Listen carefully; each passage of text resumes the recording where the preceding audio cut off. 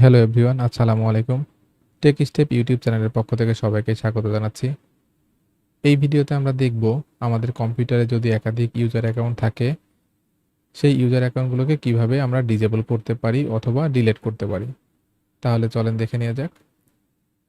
প্রথমে দিস পিসি এর উপরে রাইট বাটন ক্লিক করতে হবে।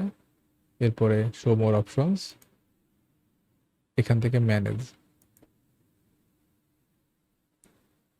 এই উইন্ডোটা ওপেন হওয়ার পরে আমাদেরকে লোকাল ইউজার্স অ্যান্ড গ্রুপ এখানে ডাবল ক্লিক করতে হবে।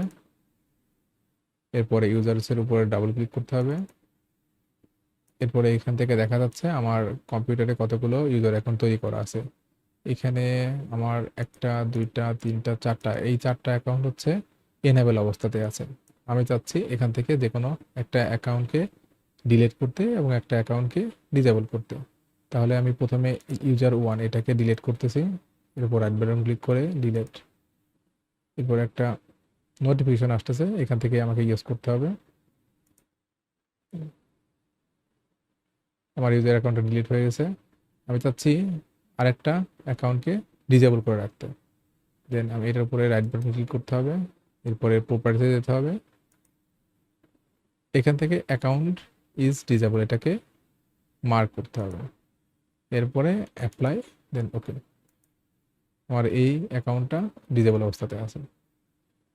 আমরা যদি স্টার্ট মেনুতে ক্লিক করি, দেন এখান থেকে যদি ইউজার অ্যাকাউন্টে ক্লিক করি, দেখেন ওই অ্যাকাউন্টটা আমার এখন আর শো করছে না। সো এভাবে আমরা যে কোনো একটা অ্যাকাউন্টকে ডিলিট করতে পারি অথবা ডিসেবল করতে পারি। ভিডিওটি দেখার জন্য সবাইকে অনেক অনেক ধন্যবাদ। Please keep in touch for more videos. Thank you so much.